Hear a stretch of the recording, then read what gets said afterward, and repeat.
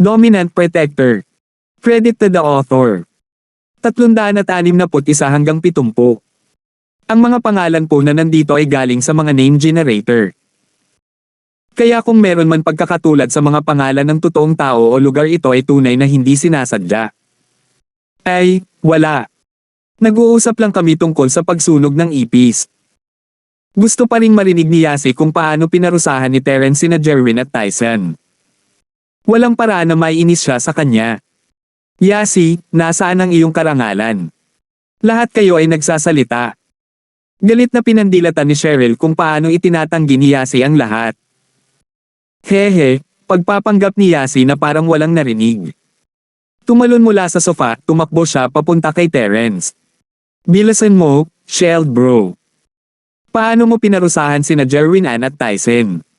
Sabihin mo sa akin. Naiinis pa rin si Cheryl kay Yasi, ngunit nakita niyang napaka-interesante rin ang paksa. Lumingon siya kay Terence, nanlalaki ang mga mata. Haha, hanapin mo ang sarili mo. Ibinigay ni Terence ang kanyang telepono kay Yasi. Little bro Linford. Halika, sinabi ko sa manager na kumuha tayo ng mga hotties. Ang galing. Siguradong nasa mood ako pagkatapos ng mga ganyang pagkain. Nagsimulang magmula sa telepono ang dialogo, hindi maiwasan ni Cheryl na titigan si Terence habang nakikinig sa audio. Si Yasi. Sabi ko na nga ba? Mukhang kailangan nating pakinggan si Josephine bukas, ipakita sa kanya kung anong klaseng tao si Terence. Tumingin din si Yasi kay Terence, na curious. Shield bro, ganyan ka ba talagang klaseng tao? Ah, manood ka lang. Nagkibit balikat si Terence nang hindi nagpapaliwanag. Napakunot ang noo ni Cheryl nang marinig niyang tinanong ni Terence sina Snow at Rose. Terence, alam mo pa ang tungkol sa kanilang mga pangalan. Sinenyasan lang siya ni Terence na manood. Ipinagpalagay ni Cheryl na si Terence ay nakonsensya at nagpatuloy sa panunood pagkatapos ng isang EMF. Hanggang sa nagsimulang kumilos si Terence na parang duwag na naiintindihan niya ang nangyayari. Bakit ang isang tulad ni Terence ay matatakot sa komprontasyon? Napagtanto ni Cheryl at Yasi kung ano ang binabalak ni Terence nang marinig nila ang pagkabasag ng bote ng alak na hulaan nila na ang tao sa silid na iyon ay hindi isang taong mabait sa ganoong bagay. Gumagamit si Terence ng ibang tao para parusahan sina Jerwin at Tyson. Gaya ng inaasahan, ang lalaki sa silid ay nagalit at ipinadala ang kanyang mga tauhan sa duho pagkatapos ay inilabas ni Terence ang kanyang telepono at nabuhay ang eksenang binugbog sina Jerwin at Tyson. Hahaha. Kahanga-hanga yan, Shield bro. Si Yasi ay mukhang nasiyahan habang natutuwa siya sa footage. Tiyak na karapat dapat iyan sa mga lalaking iyon, sinusubukan kang makipag-ex-worker at lahat ng bagay. Ang mga idiot lang ang mahuhulog sa trick na ganyan. Nagam si Cheryl, walang balak na purihin si Terence, nakalimutang nagdududa siya sa kanya sa buong panahon. Hahaha, hindi ko kaya. Napakagagaw nila. Yasi ay nagkaroon ng oras ng kanyang buhay. Shield bro, send me that later. Panoorin ko ulit kapag nainis ako. Oo naman. Tumango si Terence. Nakatanggap siya ng tawag mula kay Jacob nang bumalik siya sa kanyang silid. Medyo nababagabag ang lalaki sa kung anong uri ng regalo ang dapat niyang dalhin sa kaarawan. Boss, ano sa tingin mo? Pupunta ako doon sa inyo ni Jarlene, kung tutusin, kaya medyo nakakahiya kung hindi ako magdadala ng magandang bagay. Ah! Alam mo, ang iyong pangalawang lolo bilang miracle doctor kang at lahat ng bagay. Wala talaga siyang pagkukulang at kahit anong ibigay mo sa kanya ay malamang na hindi niya masyadong pinapahalagahan. Nakangiting sabi ni Terence. Dahil yan sa ugali nila sa pamilya mo.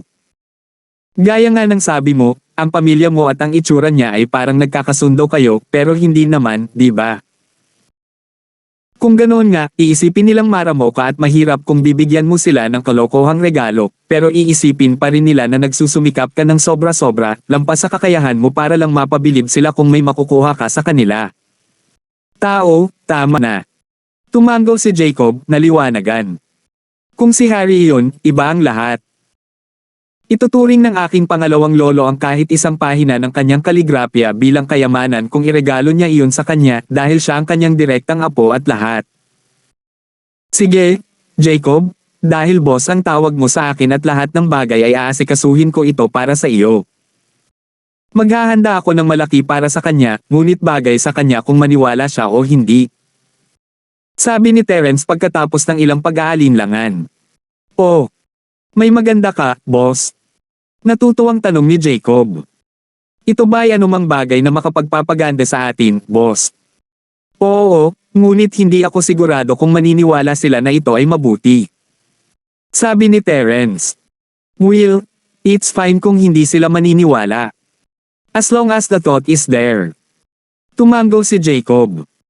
Well, ano man ang kaso, palagi akong magtitiwala sa iyo, boss. Isang ngiti ang nabuo sa mga labi ni Terence nang ibinaba niya ang telepono. Miracle Doctor kang, ha? Maaari silang maging magkaaway sa hinaharap kapag nagtagumpay ang kanyang tatak ng Miracle Dr. Larkins. Nagpa siya si Terence na harapin siya sa piging ng kaarawan upang maiwasan siyang magkaroon ng anumang masamang pag-iisip sa hinaharap. Nakaisip siya ng ideya pagkatapos ng acupuncture session na iyon kasama si Edmund noong isang araw, isang bone washing elixir. Naturally, hindi isang aktwal na bone washing elixir dahil nangangailangan iyon ng malaking halaga ng mga branded na halamang gamot at gamot na nagresulta sa isang nakakatakot na gastos. Walang sapat na stock ng mga halamang gamot at gamot para sa mass elixir production sa unang lugar, masyadong. Iyon ay isang bagay na ibinigay ni Old Linford kay Terence noong siya ay maliit pa, isang bagay na kanyang kinakain para palakasin ang kanyang konstitusyon.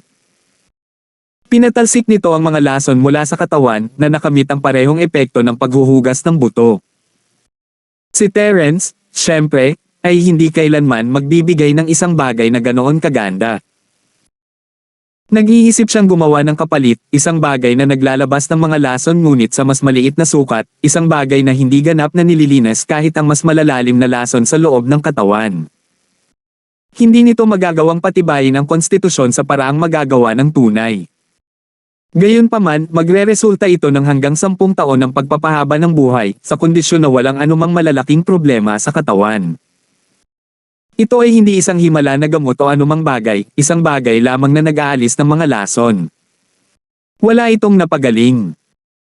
Ang acupuncture ni Terence sa katawan ni Edmund ay nakamit ang katulad na epekto, isang bagay na maaaring palitan ng Eastern medicine. Ang pinaplano ni Terence na dalhin sa kaarawan, gayunpaman, ay isang bone washing elixir na pinalitan niya ng pangalan Pill of Life Extension at Toxin Cleansing. 362. Natural, si Terence ay hindi gagawa ng ganoong bagay kahit na posible ito, at hindi rin siya nagpaplanong ilabas ang recipe. Ang kakulangan ng supply ay nangangailangan ng demand, at kapag may isang bagay na bihira ay hinabol ito ng mga tao. Makaakit ito ng maraming atensyon mula sa iba't ibang grupo, pati na rin ayaw pa ni Terence sa ganoong posisyon, nakatira sa gitna ng bagyo at lahat ng bagay. Nais niyang uminom na lang ng ilang mga table tas nang hindi sinasabi na siya ang nagpino sa mga ito, na naglalabas ng mga ito ng hindi pare-pareho upang manatiling mahina.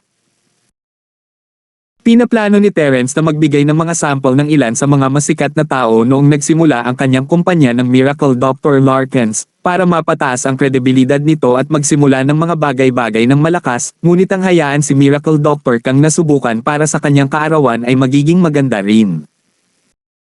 Kung paniniwalaan niya siya at gagamitin ito, ang kanyang mga salita ay magdadala ng kumpiyansa ng mga tao na may lahat ng kredibilidad na mayroon siya para sa kanya.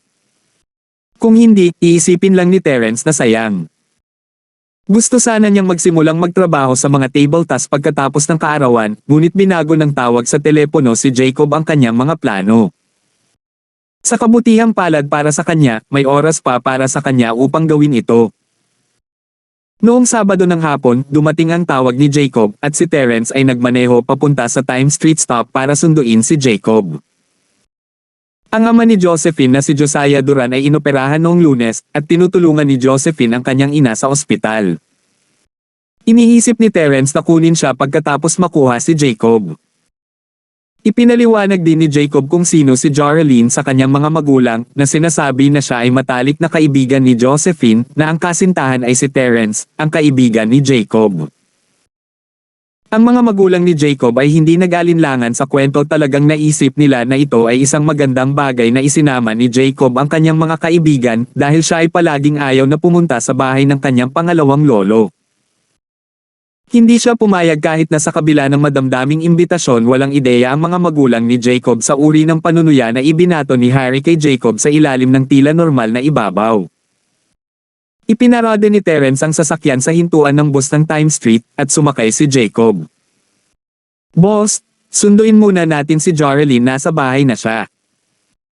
Tumango si Terence at nagmaneho papunta sa slums kung saan nakatira si Joralyn, pamilyar na sa lugar. Tao, ayaw na talagang pumunta ni Joralyn. Kahit na napagkasundoan na natin ito at ang lahat. Bamantong hininga si Jacob.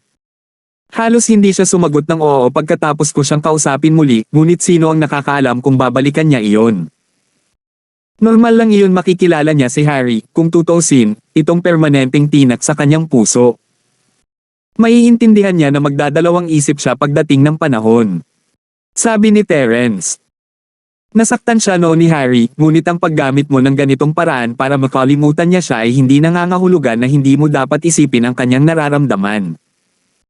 Naiintindihan ko, kaya lagi ko siyang makakasama. Hindi siya magagawang eyebully ni Harry sa akin doon. Hinawakan ni Jacob ang isang kamao. Paprotektahan ko siya sa lahat ng paraan. Naniniwala ako sa iyo. Tumango si Terence. Bagaman si Terence mismo ay makakasama na Jacob at Joralyn para sa kanilang proteksyon kahit na hindi sinabi ni Jacob. Ipinarada niya ang sasakyan sa bahay ni Joralyn at tinawagan si Josephine habang pinuntahan siya ni Jacob. "Hello." Bulong ni Josephine pagkatapos mabilis na kunin ang telepono. "Nandito ka na ba, Terence?" "Tulog ang tatay ko, hindi ako makapagsalita ng masyadong malakas." "Hindi pa, isasama ko si Joralyn kay Jacob." Sabi ni Terence. "Sunduin kita mamaya." "Okay." Mahinang sabi ni Josephine na sinundan ng boses ni Mrs. Dawson. "Josephine, yun ba Linford? Umalis ka na at magsaya ka, ako na ang bahala sa mga bagay-bagay dito. Hindi pa nagsasagawa ng operasyon ang papa mo, kaya go." Sinagot ito ng walang magawa at nahihiyang boses ni Josephine. Okay, Mom, I get it. Stop worrying. Aalis ako mamaya, okay? Haha. Ibinaba ni Terence ang telepono nang nakangiti. Ay nalalaya ni Jacob si Joralyn na maglakad pababa. Si Joralyn ay natapilok at halatang halata nang lumakad siya sa kanyang dalawang paa. Halos palagi siyang naka-wheelchair sa bahay, ngunit ang mga wheelchair ay hindi masyadong angkop ngayon. "Tingnan mo, sinabi ko sa iyo na hayaan mo akong dalhin ka, muntik ka nang mahulog." Walang kamalay-malay na binuhat siya ni Jacob habang siya ay medyo natapilok. Si Joralyn ay mukhang presko at dalisay ngayon, naka-shirt, isang pares ng 3/4 jeans, at malambot na makeup sa kanyang mukha. Ang kanyang buhok ay maingat na inayos, pati na rin hindi siya kamukha ng may sakit na pasyenteng bumalik siya sa ospital. Nakasuot siya ng isang pares ng magandang salaming pang-araw, pati na rin nagbigay ito sa kanya ng uri ng kagandahan ng kabataan, katulad ni Josephine. No wonder soulmate ang dalawa. Naiisip ni Terence ang bilang ng mga humahanga kay Joralyn noon, gaya ng ginawa ni Josephine. Pinaglaruan sila ng tadhana ng magkaibang mga kamay, gayunpaman kailangang magpahinga ngayon ni Joralyn sa bahay, malayo sa paaralan, may sakit. Talagang mahirap para sa kanya na umalis muli sa kanyang bahay kung hindi dahil kay Jacob.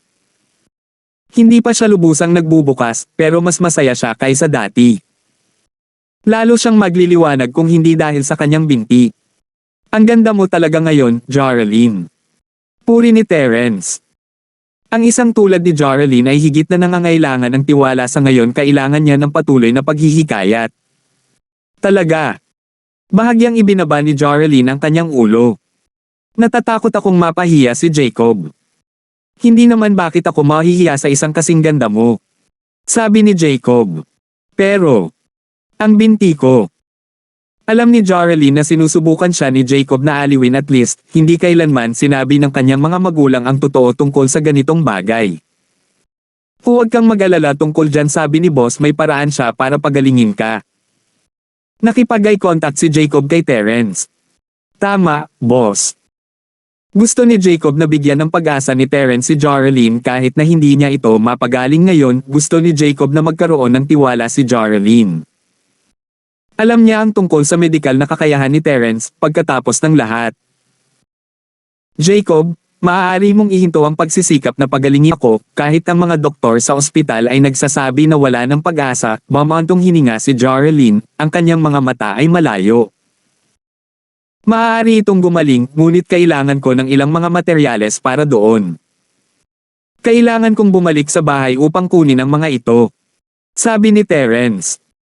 Ang problema sa iyong binti ay nasa nervyos, hindi sa buto kaya't walang magagawa ang ospital tungkol dito.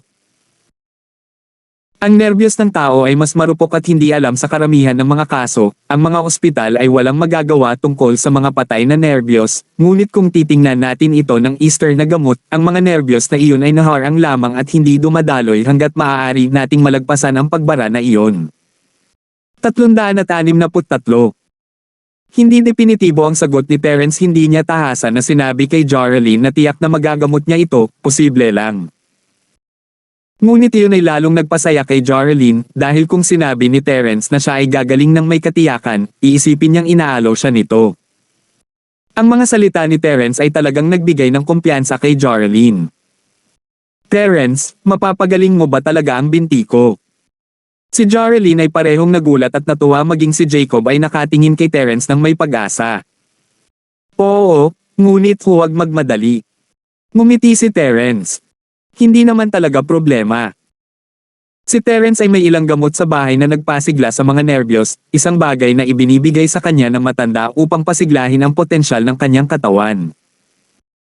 Hindi na niya kailangan ng ganoong uri ng pampalakas na gamot pagkatapos simulan ang kanyang pagsanay sa Art of Dragon Mastery, kaya isinantabi na lang niya ito. Dahil hindi niya ito kailangan sa kanyang sarili, hindi niya nakita ang punto sa pagkuha sa pananaliksik ng ganoong uri ng gamot.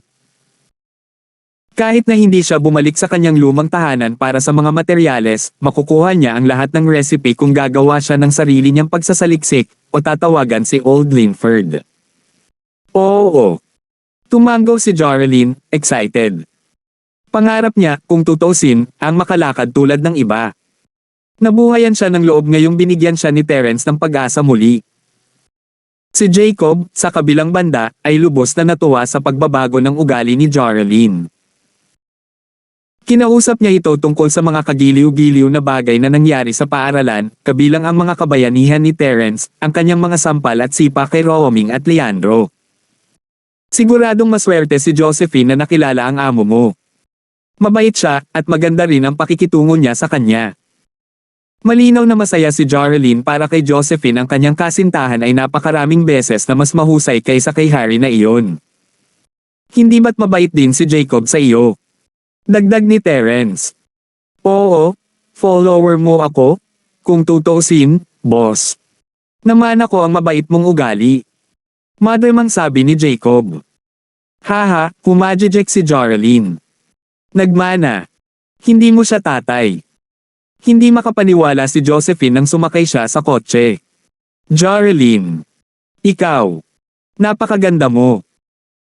Kinusat ni Josephine ang kanyang mga mata, hindi inaasahan na magiging napakaganda ni Joralyn, sanay na siya sa isang may sakit na Joralyn sa lahat ng mga taon na ito, kung tutuusin. Tumigil ka sa pagbibiro, Josephine. Hinding-hindi ako magiging kasing ganda mo. Medyo natuwa si Joralyn sa papuri, wala siya sa level ni Josephine, na maganda na kahit walang makeup pero very above average pa rin siya. Sabi nila, ang mga babae ay magbibihis para sa lalaking gusto nila, lahat kayo ay nagbihis para kay Jacob, hindi ba? Biro ni Josephine. Ako. Josephine. Bakit wala ka sa school uniform mo ngayon? Ang ganda rin ng suot mo, hindi pa kita nakitang nakasuot nito. Ibinalik ni Joralyn ang atensyon kay Josephine. Ang damit na ito. Namula ang mukha ni Josephine, ito ang binili sa kanya ni Terence sa night market, ang isa na itinatago niya sa kanyang aparador dahil sa kanyang pagkadismaya kay Terence. Ngayong naayos na ang relasyon nila ni Terence, wala nang dahilan para iwasan pa niya ito. Binigay ko sa kanya. Nakangiting sabi ni Terence. Oh. Tumango sina Jacob at Joralyn ng may pagkakaunawaan. Ano ba? Binigyan kita ng $50 para dito. Umirap si Josephine. Kung sasabihin mong regalo ito, kailan mo ito balak ibalik? Haha. Alam ni Terence na biro iyon, hindi talaga hihilingin ni Josephine na ibalik ang perang iyon. Oh, tama boss, nasaan ang Reg Along inihanda mo? Biglang tanong ni Jacob. Dito. Inilabas ni Terence ang isang napakagandang box mula sa kanyang bulsa, ito ay maliit. Oh, ano ito? Mukhang high-end. Curious na sabi ni Jacob nang matanggap niya ito mula kay Terence. Hanem. Boss, ano itong black pill? Pill of Life Extension at Toxin Cleansing. Sinagot ni Terence ang kanyang orihinal na pangalan. Pill of Life Extension at Toxin Cleansing. Ulit ni Jacob. Paano ko narinig ito dati? Isang himalang doktor ang nagbigay nito sa akin, wala masyadong stock. Sabi ni Terence. Mabilis nitong nililinis ang mga lason mula sa iyong katawan para sa pagpapahaba ng iyong buhay. Ang paggamit nito ay magbibigay sa iyo sa pagitan ng 5 hanggang 10 taon ng buhay. Shit! That good. Seriously, boss. Why give him something this amazing? Dahil sa mga salita ni Jacob, medyo natahimik sina Jarrelyn at Josephine. Hindi ba siya ang iyong pangalawang lolo? Hindi rin nakaimik si Terence. Oo, pero hindi niya masyadong tinatrato ang pamilya ko nitong mga nakaraang taon. Isang bagay na ganito. Mas gugustuhin kong gamitin ito sa sarili ko, hindi ibigay kay Jarrelyn. Naalala ni Jacob si Jarrelyn pagkatapos lamang na pangalanan ang kanyang sarili. Medyo naantig si Jarrelyn, pero tinanggihan ito. Hindi naman natin kailangan ng mga ganitong bagay sa ating edad, di ba? Tama si Jarrelyn. Tumanggo si Terence. Bata ka pa, kaya kahit na gusto mong linisin ang iyong mga lason ay hindi gaanong linisin. Ito ay mas epektibo para sa mga matatanda. So ganyan yan. Sabi ni Jacob, naliwanagan. Pero ganun pa man, nakakaawa pa rin ang pagbibigay ng ganito kagandang bagay sa kanya. Hindi ba mas mabuting itago na lang ito para sa sarili ko? Mayroon pa akong ilan sa oras na kakailanganin mo ito, inipon ko ang mga ito para sa iyo. Ngumiti si Terence. Ibibigay na lang namin ito sa pangalawang lolo mo, okay? Okay. Tiningnan ni Jacob ang pill na medyo nanghihinayang. Boss, hindi mo ako pinaglalaroan o anuman, tama. Ganyan ba talaga kahanga-hanga ito? Hindi ito kamangha-mangha o anuman, mayroon itong siyentipikong pananaliksik sa likod nito. Mas maraming mga lason ang naipon natin, mas mataas ang banta na ibinibigay nito sa ating mga katawan. Lalo na ang mga taong mas matanda, ang kanilang mga katawan ay dumarami ang mga toxin na nakatambak kung hindi sila nag-iingat mula noong sila ay bata pa. Paliwanag ni Terence. Nagtatanggal lang ito ng mga lason, iyon lang, wala talaga itong ginagawa maliban doon. Nakikita ko. Tumanggo si Jacob. Sige, ibibigay na lang natin sa kanya dahil pangalawang lolo ko na siya. Pagkatapos ay nagmaneho si Terence patungo sa Oakwood. Ito ay isang lungsod sa probinsya, mga 3 oras lamang ang layo mula sa Starfield. Ang van ni Terence ay hindi kasing bilis ng ibang mga kotse, kaya 4 na oras na biyahe para sa kanila. Wala siyang magagawa tungkol dito dahil ang pagtulak ng kotse sa mga limitasyon nito ay magre-resulta sa pagbagsak nito. Alas 6 na nang makarating sila sa Oakwood. Saan tayo pupunta? Walang ideya si Terence kung nasaan siya pagkatapos lumabas sa highway. Wala siyang alam tungkol kay Oakwood. Teka, tatawag ako. Sumenya si Jacob kay Terence na pumarode sa tabing kalsada habang tinatawagan niya ang kanyang mga magulang. 364. Ang mga magulang ni Jacob ay umalis sa umaga, hindi naghihintay kay Jacob dahil dinala niya ang kotse ng kanyang kaibigan dito. Kinuha ng ama ni Jacob ang telepono. Jacob, nandito na ba kayo? Oo, kakalabas lang namin ng highway. Nasa entrance kami ng lungsod ng Oakwood. Sabi ni Jacob. Dad, saan kayo nakatira? Pupuntahan namin kayo. Nasa Monondasi Hotel tayo, pero mamantong hininga si Mr. Kang nang walang sinasabi. Dad, anong meron? Napahinto si Jacob sa pagbuntong hininga, may bumabagabag sa kanyang ama. Tatay, nasaan ka? Nasa hotel ako na inayos ng iyong pangalawang lolo para sa atin, sabi ni Mr. Kang. Ngunit, Jacob, dapat kang pumunta sa isa pang hotel kasama ang iyong mga kaibigan. Pumunta sa isang magandang hotel, huwag makaapekto sa kanilang karanasan dito.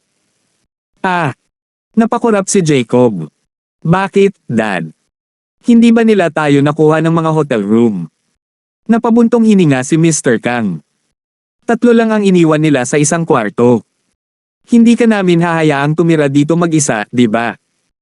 Hindi mo ba sinabi sa kanila na may dadalhin akong mga kaibigan? Nag-aalala si Jacob. Ginawa ko, ngunit ang iyong pangalawang lolo ay nagsabi na siya ay masyadong abala at nakalimutan ang tungkol dito. Bamantong hininga si Mr. Kang. Hindi ko alam kung nakalimutan ba talaga niya, pero ayoko ng pag-isipan pa iyon. Hindi lang talaga alam ng pangalawang tiyuhin mo ang mga salita niya. Sabi niya pwede mo nalang itapon ang mga kaibigan mo sa murang hotel at babayaran niya iyon. Makinig ka lang sa sinasabi niya. Hindi ba Moon on the Sea ang tinutuluyan natin noong nakaraan? Hindi ba nila nabook ang buong resort? Bakit hindi man lang tayo makakuha ng 2 ekstrang kwarto? Napahiya si Jacob narinig ni na Terence, Josephine, at Joralyn ang lahat ng sinasabi ng kanyang ama. Nagalit ito sa kanya. Sabi niya may VI pass at Jacob, okay lang. Bibigyan kita ng pera, kaya dalhin mo ang mga kaibigan mo sa ibang hotel. Maghanap ka ng maganda. Ayaw ni Mr. Kang pag-usapan ang paksa. Tandaan mong huwag pabayaan ang iyong mga kaibigan. Sige. Binaba ni Jacob ang tawag at itinaas ang kanyang kamao, balak na ihampas ang kotse dahil sa frustration. Nagawa niyang hilahin ito pabalik. Ano ba? Napaka-unfair nito. Isinama ni Harry ang 1 tonelada ng kanyang mga kaibigan noong nakaraang kaarawan, at lahat sila ay dapat manatili sa hotel, kung saan marami sa kanila ang may isang solong silid para sa kanilang sarili. Bakit kailangan pang tumuloy ng mga kaibigan niya sa ilang random na motel? Ayos lang, Jacob. Walang pakialam si Terence. Sa ibang lugar tayo titira. Boss, hindi mo alam ito? Ngunit ang Moon on the Sea ay talagang isang resort, isang napakalaking resort. Walang paraan ito sa labas ng mga silid. Galit na sabi ni Jacob. Mababa lang ang tingin nila sa atin. Buwan sa dagat, ha? Napakurap si Terence. Yan ba ang pangalan? Anong problema, boss? Alam mo ba ang lugar? Curious na tanong ni Jacob sa natigilan na tingin ni Terence. Wait, tatawag ako. Bumaba si Terence sa kotse pagkatapos ng ilang pag-aalangan. Ayaw niyang gamitin ang dati niyang koneksyon, ngunit ito na ang huling misyon niya. Gusto niya ng normal na buhay pagkatapos nito, at handa siyang mag-commit kahit na ang ibig sabihin nito ay ang pagiging tagasunod ni Miss sa buong buhay niya. Isang buhay na walang mga bala at apoy, mga talim at dugo. Napakalaki ng halaga nito para kay Terence. Ngunit sa isang beses lang, para kay Jacob, ang una at tanging kapatid niya pagkatapos niyang pumasok sa normal na buhay na ito. Nagpasya si Terence na gagawa siya ng exception ng isang beses lang. Pumunta siya sa isang lugar na medyo malayo sa van at nag-dial ng numero. Isang magandang boses ang narinig hindi nagtagal. Agila. Paano mo nalaman? Tumigil si Terence. Galing kay Oakwood ang tawag. Parang pasaway ang boses. Sa kasalukuyan. Ikaw lang ang nag-oopera sa isang mas espesyal na assignment doon. Oh. Isa pa ring prinsesa ng mundo ng hacker, nakikita ko. Mapait na ngumiti si Terence. Nakakaalam ng lahat ng aking lokasyon at lahat. Kahit na hindi ko ginawa, ang numero ng iyong telepono ay isang numero ng Starfield. Nagawa kong gumawa ng haka-haka kahit na. Napa-M kang prinsesa. Ang pagkumpirma sa iyong lokasyon ay iyon lang, isang kumpirmasyon. Sige, aaminin ko mahilig ako sa mga computer. Sumuko si Terence. Isang bagay na gusto kong itanong sa iyo, ang hotel na Moon on the Sea sa Oakwood ay nasa ilalim ng kontrol ng ating mga tao. Naaalala kong nakita ko iyon sa aking pocket PC minsan. Nasaan ang pocket PC mo? Tanong ng prinsesa nang hindi sinasagot ang tanong. Ginagamit ito ng aking matanda para sa kanyang mga laro. Walang magawa si Terence. Sinabi niya na hindi naman mapanganib ang kasalukuyang misyon ko kaya hindi ko na ito kakailanganin. Mga laro. Ang prinsesa ay halatang hindi makapagsalita ngunit wala siyang karapatang punahin si Old Linford. Nagkunwari siyang walang narinig. Kaya, ang buwan sa dagat ay nasa ilalim ng ating kontrol. Oo. Sabihin mo sa akin kung paano ko makontak ang kinauukulan. Sabi ni Terence. Sinabi ng prinsesa kay Terence ang pamamaraan. Sige. I'm hung up then. Sabi ni Terence matapos itong isulat. Wala ka na bang ibang sasabihin sa akin? Tanong ng prinsesa. Ano? Napakurap si Terence. Bye. Pinutol ng prinsesa ang telepono nang hindi hinintay si Terence. Mapait na ngumiti si Terence sa kanyang telepono. Ano na naman ang pinagkakaabalahan niya? Ang hindi inaasahan ni Terence, gayunpaman, ay ang may-ari ng Moon on the Sea ay higit pa sa isang tao sa kanilang panig siya ay isang matandang karibal ng kanyang shifu. Hindi pa niya ito nakilala, ngunit narinig niya ang kanyang shifu na binanggit ang lalaki ng higit sa isang beses.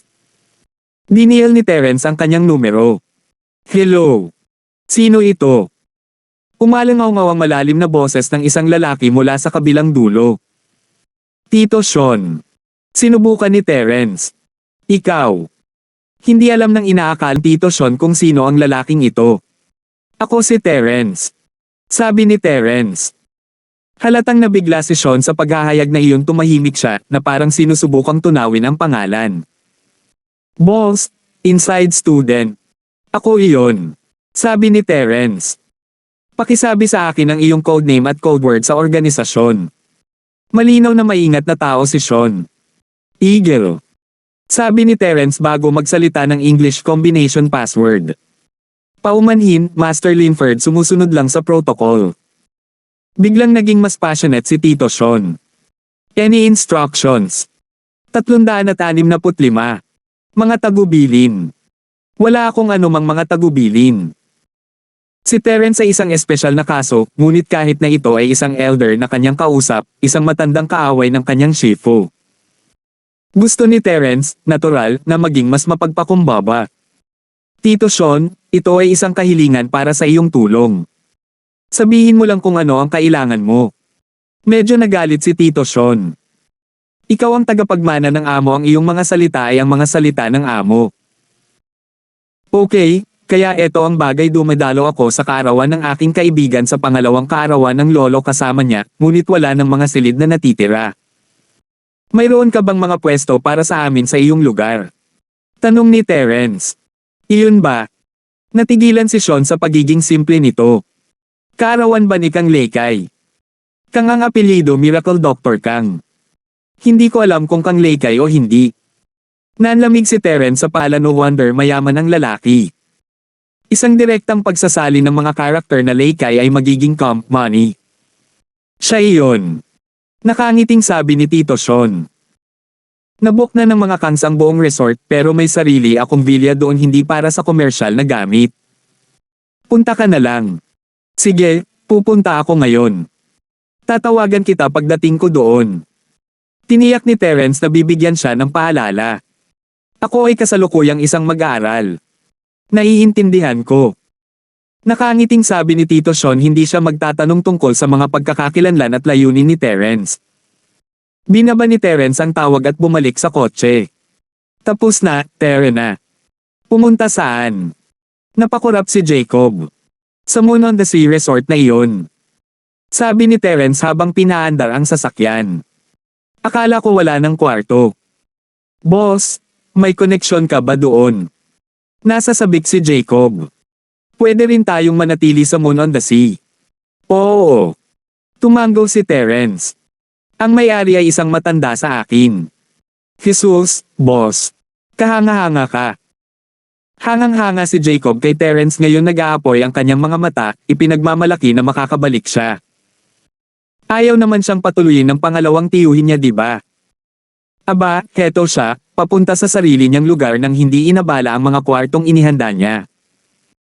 Lumingon si Josephine kay Terence matapos makita ang pananabik ni Jacob, ang kanyang mga mata ay nagtataka. Mukhang naiiwasan ng taong ito ang bawat bulo at balakid saan man siya magpunta. Kilala pa niya ang may-ari ng Moon on the Sea. Siguradong marami siyang kakilala.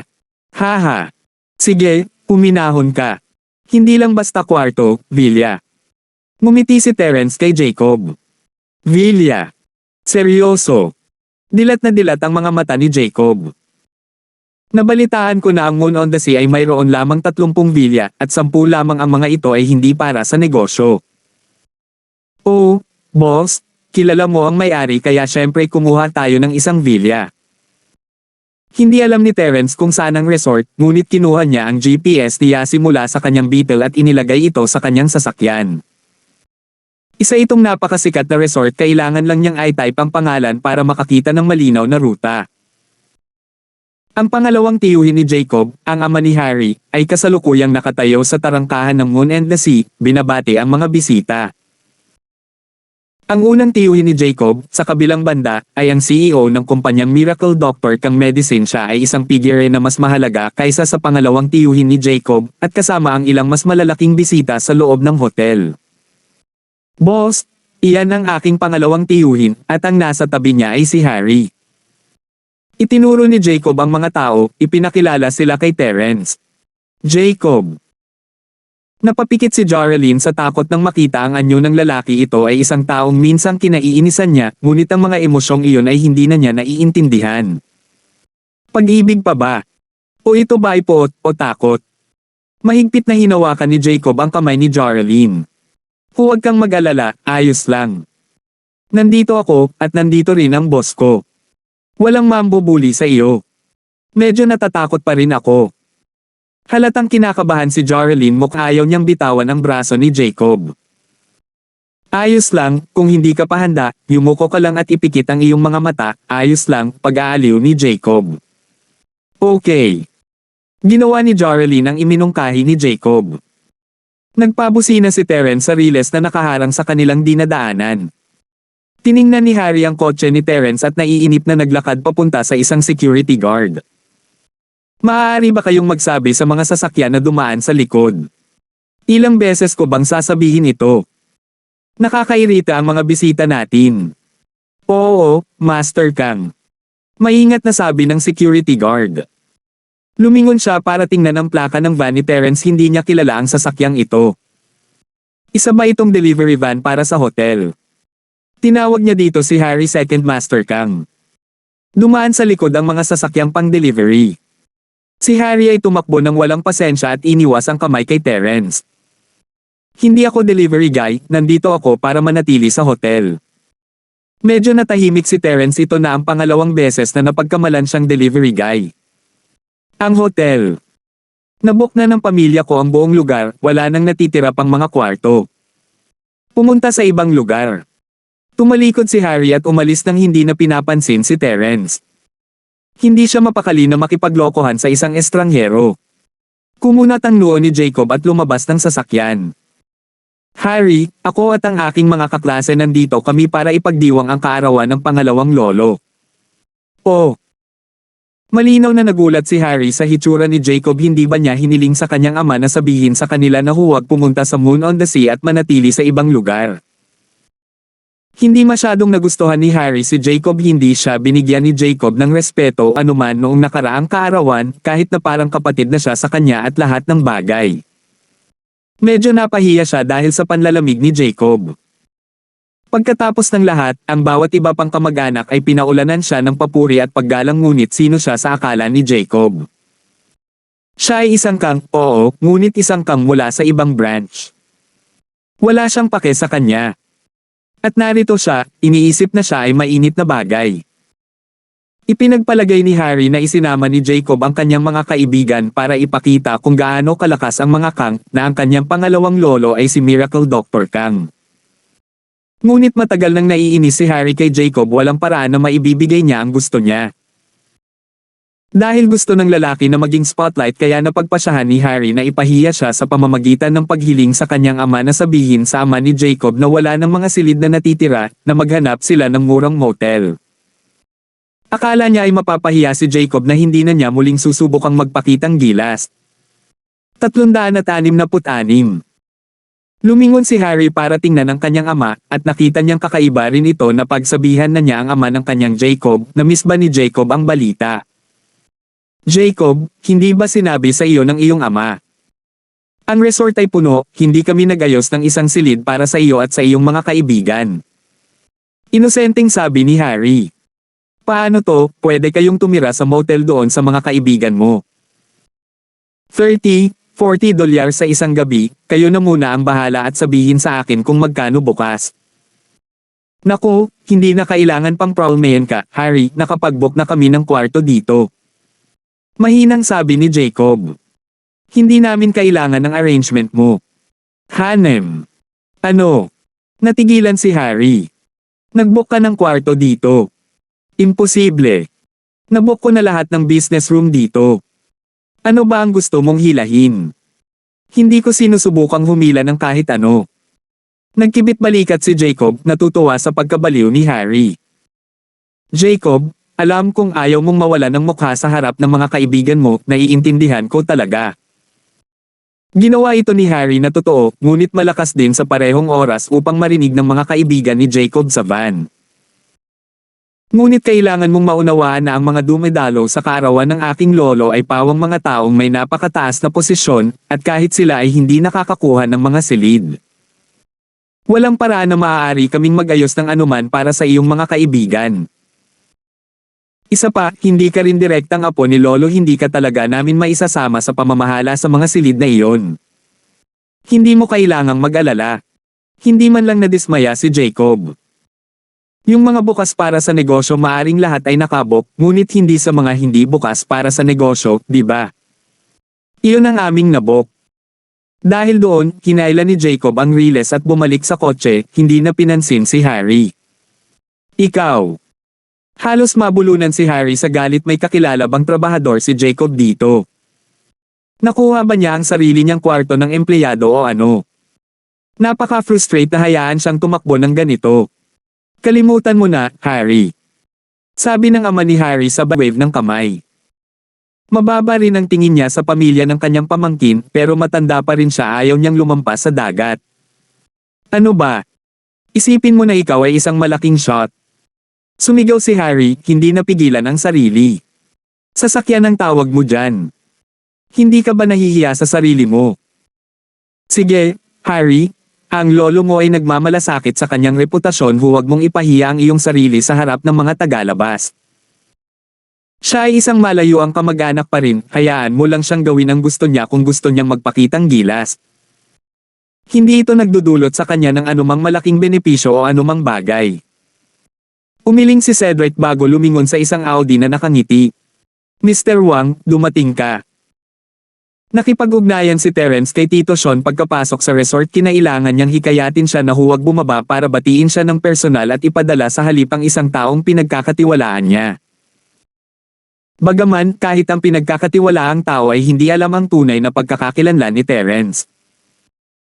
Gusto ni Terence na manatiling mababa ang profile, kung tutusin kung alam ng mga tao ang tungkol sa koneksyon niya sa amo, maaakit nito ang atensyon ng mga kang. Nandito siya kasama si Jacob bilang isang tagamasid at tagamasid sa unang lugar. Ang punto ay upang ipakita kay Geraldine kung anong uri ng pangit na tao si Harry, kaya inalis siya sa kanyang memorya. Kung ilalantad ni Terence ang kanyang koneksyon kay Tito Sean, maaaring magbago talaga si Harry ng ugali at maging magalang sa kanya nang bigla-bigla hindi makikita ni Geraldine ang kanyang totoong mukha kung nangyari iyon.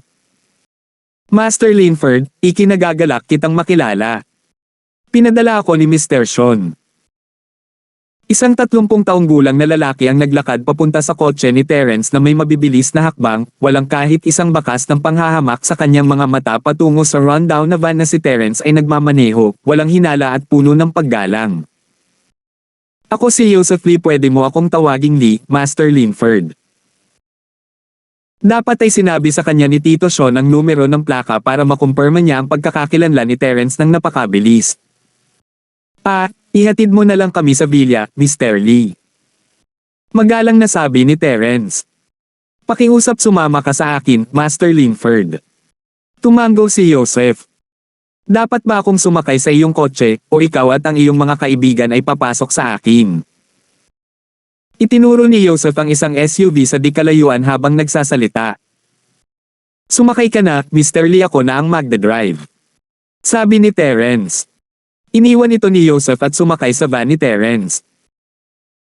Binigyan niya siya ng direksyon at dinala sila sa isang stand-alone na villa sa tabi ng dagat. Ito dapat ang villa na may pinakamagandang view dito.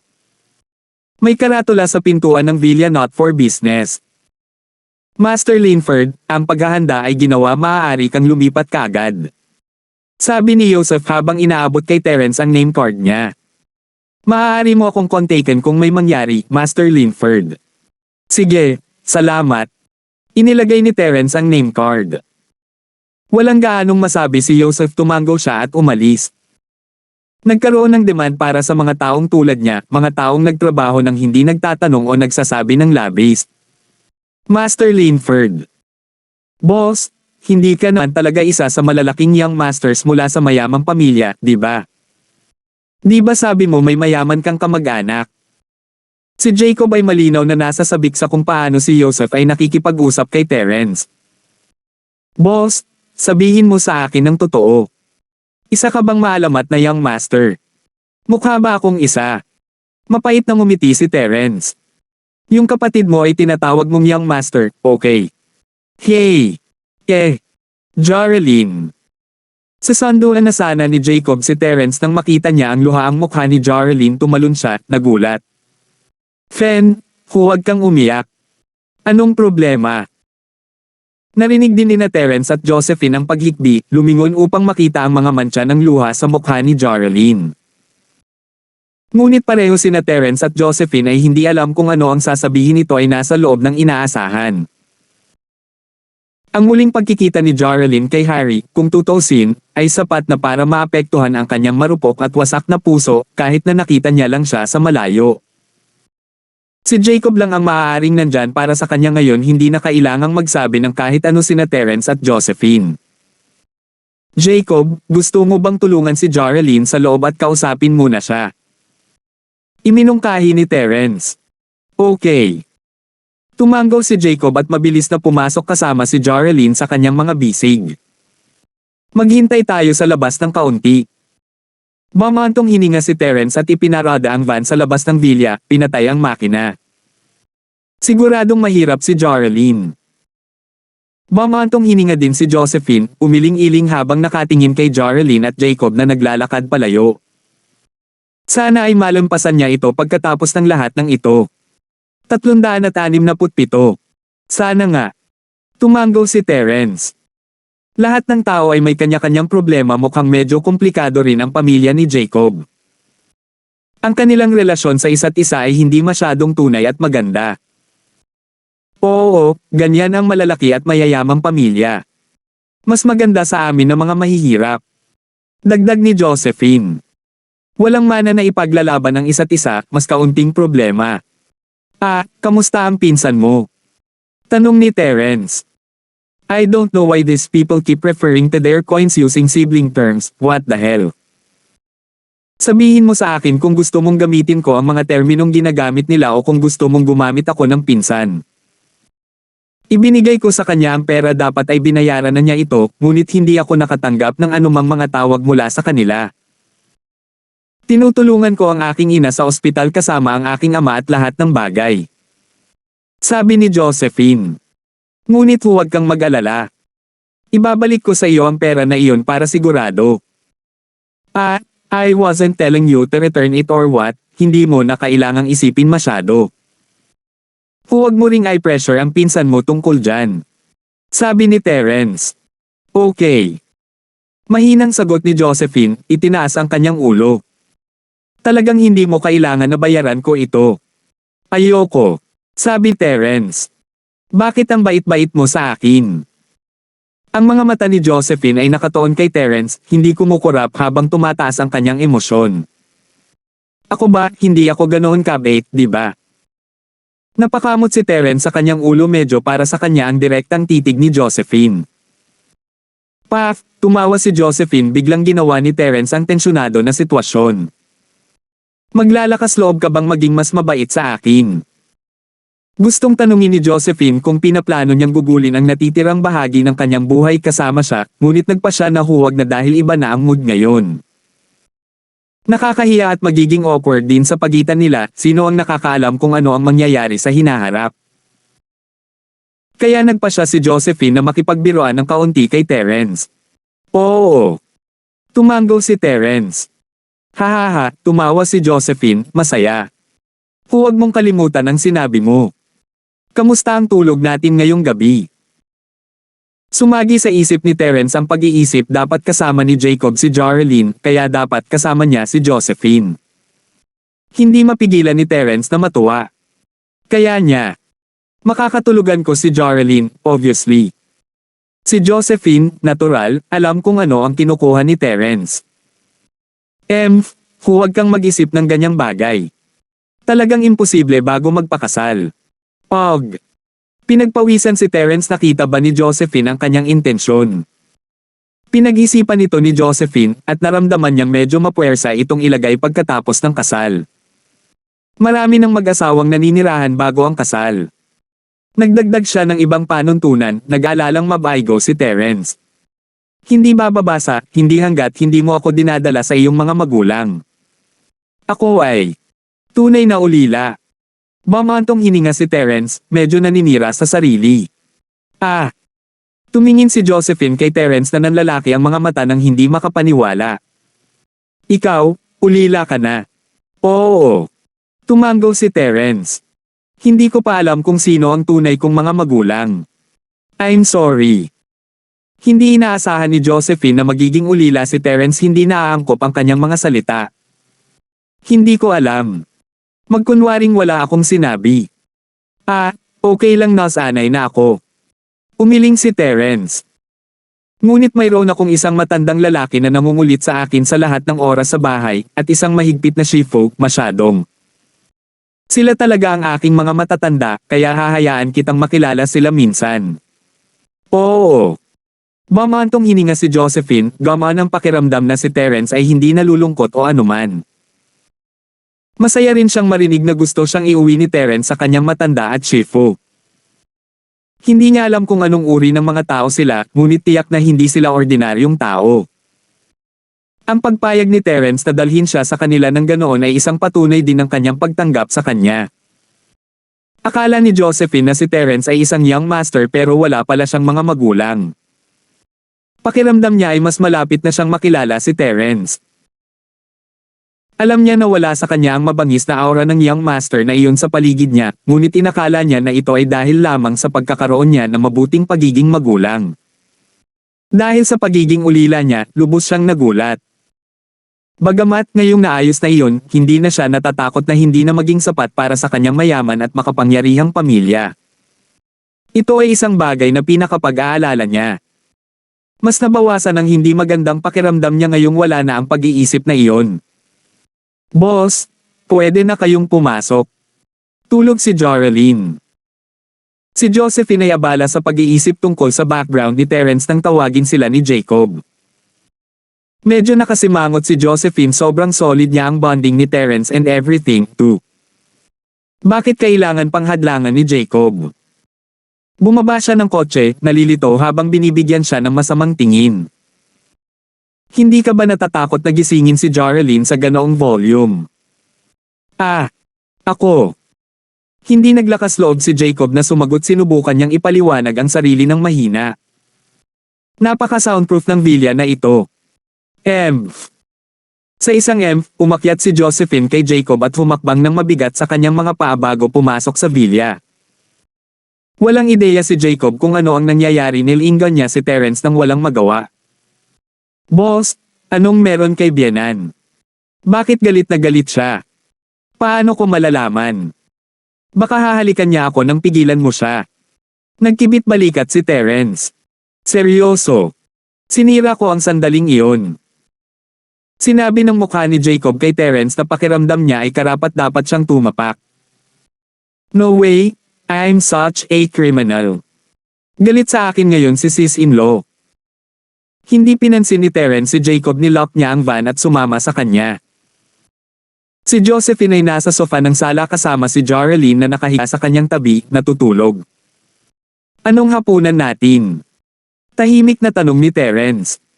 Kahit ano. Baka cup noodles na lang. Hintayin muna natin na magising si Jaralyn.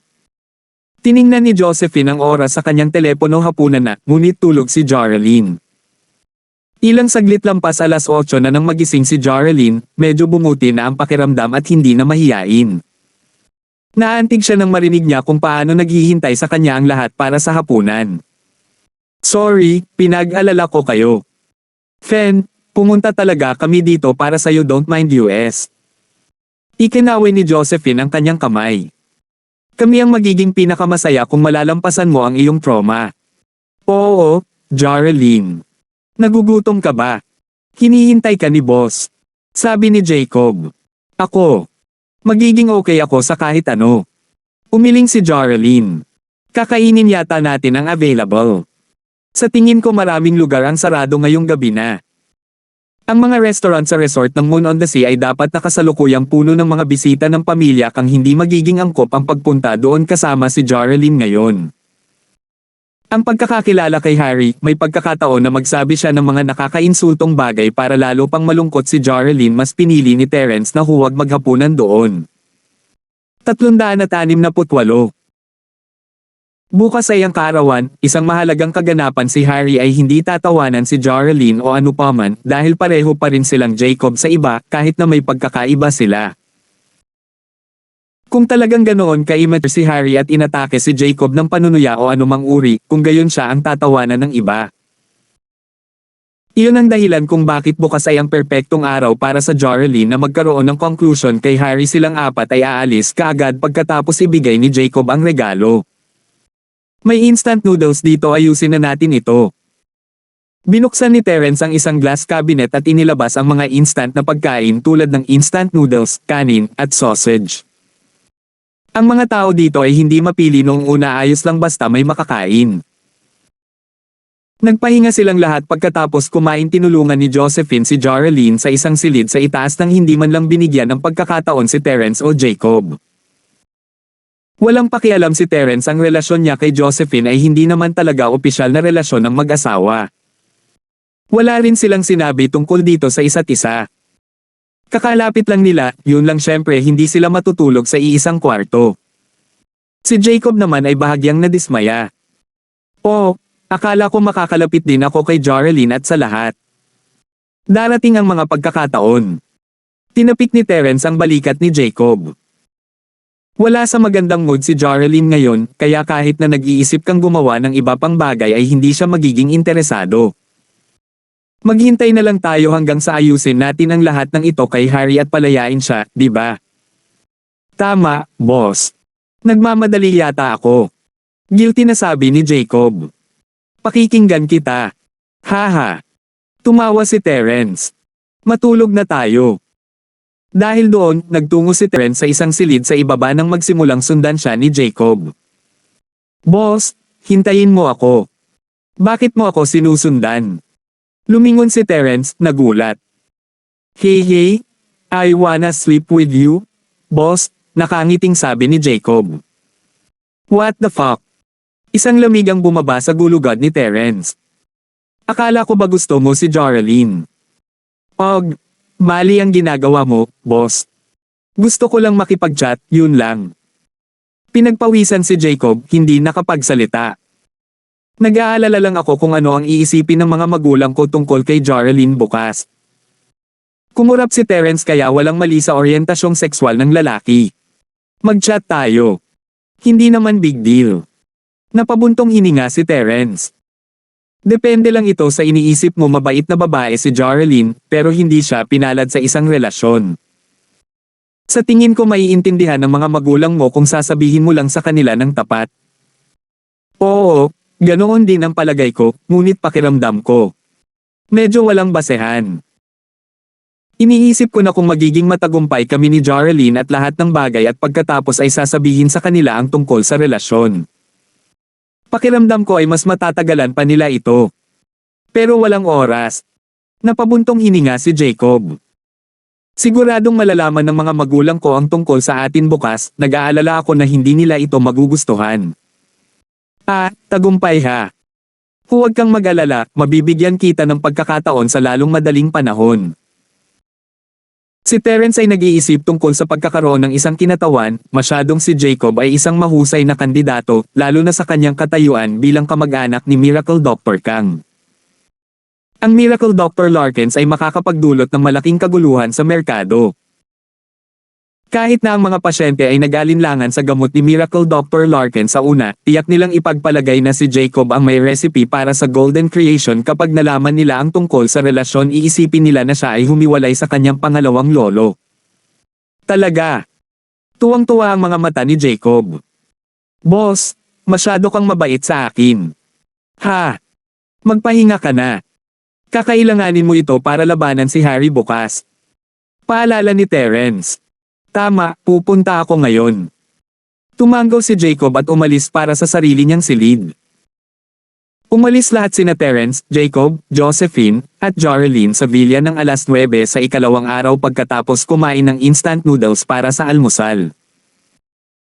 Nais ni Joseph na maghanda ng makakain ni Terence, ngunit hindi iyon inatasan ng amo, at hindi rin tumawag si Terence para sa serbisyo, nagpasya siyang huwag istorbohin ang mga host. Si Harry ay nakakaramdam pa rin ng kahihiyan mula kahapon siya ay isang direktang tagapagmana ng linya ng dugo ni Miracle Dr. Kang, at hindi niya kayang panghawakan ang isang kamag-anak lamang ng sangay. Asar nito sa kanya. Nagpakuha siya ng isang staff ng hotel na kilala niya para tuklasin kung saan nakatira si Jacob, na nag-iisip na pumunta doon kasama ang ilang mga lalaki para hiyain sila, ngunit walang nangyari. Kinailangan niyang iwan silang mag-isa sa gabi. Ngunit magpapakita sila ngayon, walang palya, dahil kaarawan ni Lolo ngayon. Tiyak na dadalo si Jacob kasama ang mga kaibigan niya, kaya naghihintay na si Harry sa pasukan kasama ang ilan sa kanyang mga taga-sunod, na handang ipahiya ang grupo anumang oras. Naaalala mo ba ang sinabi ni Master Kang? Masiglang sabi ni Antonzo habang namimigay siya ng pera sa mga security guard sa entrance, siya ay taga-sunod ni Harry. Oo. Panigurado, Anton Broad. Sabi ng mukhang kapitan ng seguridad habang tinatanggap ang pera. Huwag mo akong tawaging Anton Broad. Umirap si Anton Broad, ang eksaktong tunog ng pig bro, medyo nakakairita. Tawagan mo akong Anton bro, nakuha mo na. Ang tunog naman na Anton ay parang cocky, mas gusto niyang maging cocky bro kumpara kay pig bro. Siya ang numero 1 alipers ni Harry, kung tutusin. Ito ay angkop na pangalan para sa kanyang tiwala sa sarili.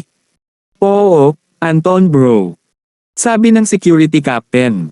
Narito na sila. Ang isa pang nangungunang alipin ni Harry, si Charbin, ay kabisado na ang plaka sa van ni Terence. Hinanap niya sa buong lugar ang sira-sirang van na iyon kagabi, ngunit wala siyang nagawa. Tumanggo ang security captain para bantayan si A at B, at nagsimula na silang maglakad papunta sa van. Nakita na ni Terence kung ano ang pinagkakaabalahan ni Harry at ng kanyang mga alipors noon pa man, na nagbubulungan sa mga security guard at lahat ng bagay. Napaawang ang labi niya sa mga papasok na kalokohan. Jacob, nandyan si Harry sa pintuan, nandito siya para manggulo. Mag-ingat. Oo, nakuha ko. Hinawakan ni Jacob ang isang kamao habang si Jorelyn ay nagsimulang manginig sa kanya ba, at gulat masakit kay Jacob na makita iyon. Hinawakan niya ang kamay niya. Huwag kang mag-alala, Jorelyn. Hihingi ako ng tawad sa bastos na iyon. 369. Oo. Si Jorelyn ng malay ay matagal nang napagtanto kung ano ang iniisip ni Harry sa kanya. Siya ay isang lumang laruan lamang niya, walang paraan na babalik ito sa kanya. Si Harry ay lumipat mula sa Starfield patungong Oakwood, ngunit ang dalawang lungsod ay hindi magkalayo. Ang lalaki ay matagal nang bumalik upang bisitahin siya kung talagang may puso siya. Ang paghihirap ni Jorelyn at pagharap kay Harry sa huling pagkakataon ay para sa kapakanan din ng sarili niyang subconscious. Hindi niya manliligaw si Harry, isa itong asshole. Ipinarada ni Terence ang sasakyan at lumabas kasama sina Jacob, Josephine, at Jorelyn. Kayong apat, anong gagawin niyo dito? Galit na itinuro ni Guard A. Nandito kami para dumalo sa kaarawan. Pinigilan ni Jacob ang kanyang galit at tumingin sa tatlong gwardya. Ang paalala ni Terence ay nagsabi sa kanya na ang tatlong ito ay ipinadala mismo ni Harry. Mahigpit na hinawakan ni Joralyn ang kamay ni Jacob, ang kanyang mga mata ay nakatingin sa malayo sa direksyon ni Harry. Birthday feast. Nasaan ang invitation card? Tingnan ko. Sabi ni Guard B.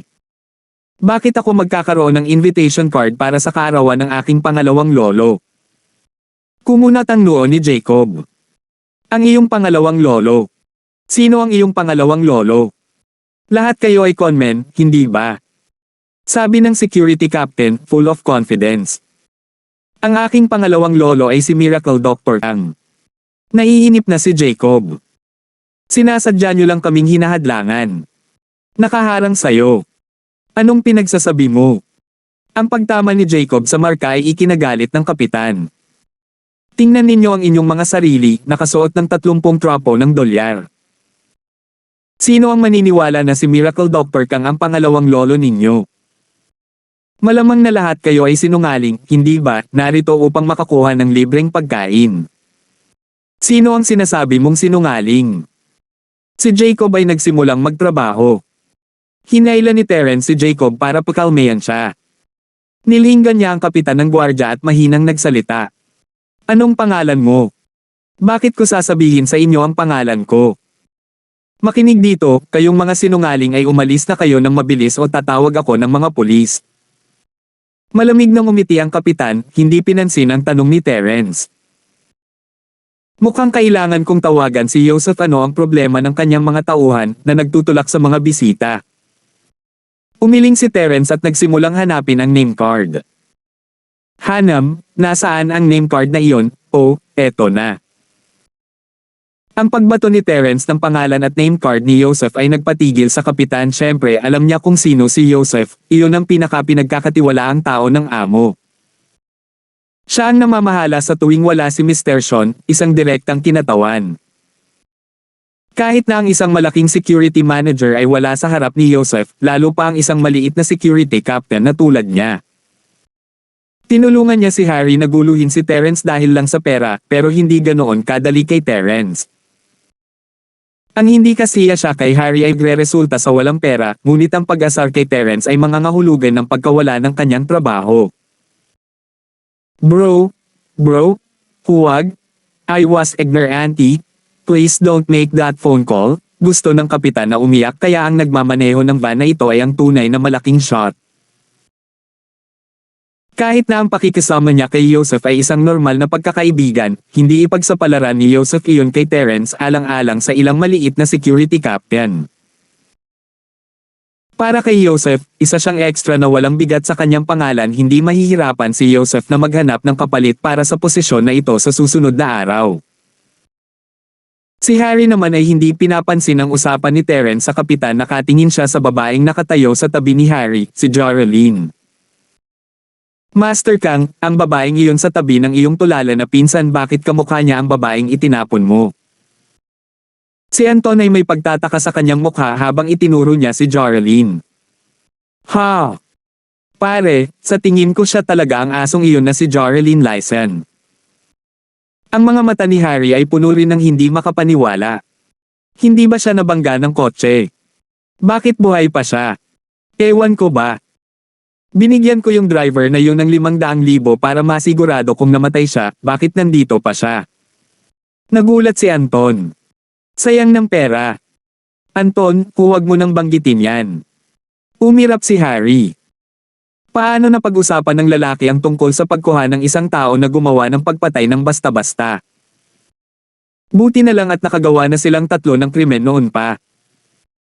At tungkol sa insidente ni Joralyn, parehong sina Anton at Charbin ay sangkot.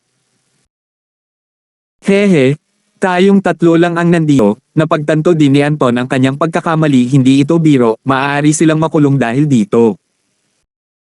Ngunit ang pamilya ni Joralyn ay walang anumang kapangyarihan. Mahirap sila, at wala silang magagawa tungkol dito kahit na narinig pa nila ang tungkol dito. Bakit dumating si Joralyn? Hindi ba niya alam na pinsan ako ni Jacob?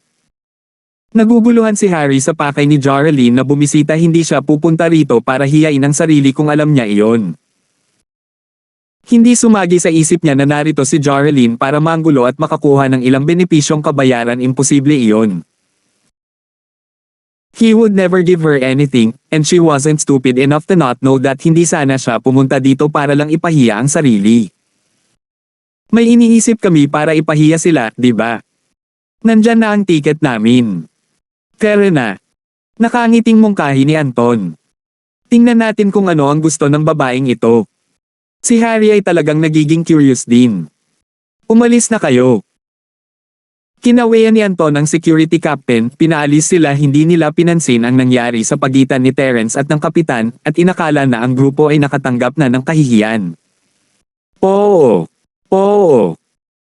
Ang kapitan ay nag-iisip ng paraan para mayahon ang sarili sa gulo na ito, buti na lang at ibinigay ni Anton ang pagkakataong iyon sa tamang panahon. Umalis siya kasama ang guard A at B. Ang pakikidigma ng pamilya ay hindi isang bagay na maaring ipaglaban ng mga tagalabas. Ang panig ni Jacob ay mukhang napakahina, ngunit sila ay nauugnay kay Joseph. Kaya lang napatras ang kapitan. Hindi niya dapat isali ang kanyang sarili sa loob ng ilang daang dolyar. Fen, asong babae ka. Naaalala mo pa si Master Kang. Bakit ka nandito? Si Anton ay lumakad ng paitaas, isang daliri ang nakaturo kay Jarlene. 370. Maging si Harry, Anton, o Sharby, nakala nilang lahat ay nagkamali si Jarlene na hindi niya alam na nandito si Harry. Ang pinakanakakagulat sa lahat, si Jarlene ang parang girlfriend ni Jacob ngayon.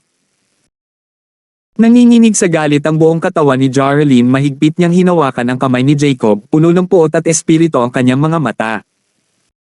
Anton, kilala siya ni Jarlene, isa siya sa mga alipin ni Harry.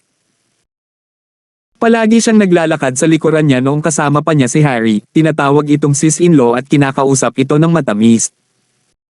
Pero heto siya, tinatawag siyang bitch. Hindi kita kilala, sino ka? Naunawaan kaagad ni Jarlene ang intensyon ni Harry pagkatapos ng sinabi ni Anton. Wala na siyang nararamdaman para kay Harry. Kahit na si Harry ay may kaunting pag-aalaga sa kanilang relasyon, hindi niya hahayaang magsalita si Anton ng ganoon ang kanyang mukha. Habang nagsasalita si Anton ay konkretong testamento na hindi siya kailanman nagustuhan ni Harry, sa simula pa lang pinaglalaroan lang niya ang kanyang damdamin. Masakit, ngunit lubos niyang napagtanto ang sitwasyon, hindi niya ito mahal. Isa siyang demonyo. Hindi siya naniwala sa mga chismis na iyon tungkol sa pagpapalit ni Harry sa kanyang mga babae, tulad ng pagpapalit niya ng kanyang damit, ngunit ang ekspresyon ng mukha nito ay hindi na siya binigyan ng pagpipilian. Ho! You trying to look high class by denying everything that happened. Lumingon si Anton kay Jacob. Anak, niloko ka niya, di ba? Hindi mo ba alam na segunda mano siya? Gusto mo ba talagang mag-uwi ng isang bagay na pagod na sa paglalaro ng ating Master Kang? Tama, Jacob, isa itong babaeng tinapos ko, bakit mo siya sasanduan? Nakakahiya talaga kung malalaman ni Tito. Si Harry ay tumingin ng mabait habang naglalakad. Huwag kang magpalinlang sa kanyang puro mukha, huwag kang mahuli sa kanyang lambat. Harry, walang hiyang bastard. Itinuro ng daliri ni Jarlene si Harry, lubos na nadismaya, hindi niya inaasahan na magiging ganito kawalandiya ang lalaki. Pinapahiya niya siya kahit itinapon siya. Walang hiya. Ako. Hindi ako sumasang-ayon. Nagkibit balikat si Harry. May mga slots na gusto lang itapon ang sarili nila sa isang taong mapaglaruan, ano ang kasalanan sa akin? Pinapaalala ko lang sa kapatid ko na mag-ingat sa mga ganyang slots. Tama na. Sigaw ni Jacob. Si Jarlene ay naluluha na. Harry, ikaw ang pinakamasama. Paano mo napag-usapan si Jarlene ng ganyan? Ikaw ang una niyang pag-ibig. Ibinigay niya sa iyo ang kanyang pagmamahal, lahat, at tingnan mo kung ano ang pinagsasabi mo. Mahiya ka. Ho! So hindi mo na ako tinatawag na cousin or bro. For that slot. Malamig nang umiti si Harry. First love. So ano, kasalanan niya ang pagtalon sa sarili na parang tulala, syempre itatapon ko siya pagkatapos ng sawa. Dapat ko pa ba siyang ipagpatuloy ang pagpapakain sa kanya? Mayaman ang pamilya ko, pero kung itatago ko ang bawat isa sa daang babae na itinapon ko para pakainin, malugi ako. Hindi na napigilan ni Jorelyn ang kanyang mga luha, sobra-sobra si Harry, paano niya nasabi ang ganoon? Ang huling piraso ng pag-asa ay natanggal na. Kahit nasabihin sa kanya na hindi na niya ito gusto, na dapat silang maghiwalay, katanggap-tanggap pa rin ito. Ngunit, tinawag niya itong tanga para sa lahat ng ginawa niya para sa kanya. Binalot ng kalungkutan si Jorelyn ng sandaling iyon. Ano bang problema mo, bakit ka nagsasalita ng ganyan? Alam kong may problema ka, dapat simula pa lang ay pinaghiwalay ko na kayong dalawa. Galit na galit si Josephine sa kanyang sarili. Wala kang moral. Ho! Sino ito, hindi ba ito si Josephine?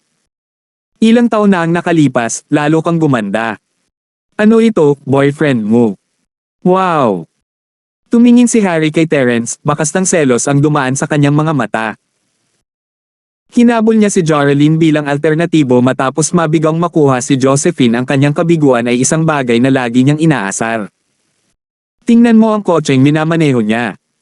Siguradong na-downgrade ka, Josephine. Hindi ko akalain na ganito pala ang lasa mo. Tama, bakit hindi ka sumama kay Master Kang? Bibigyan ka niya ng 200,000 sasakyan bukas.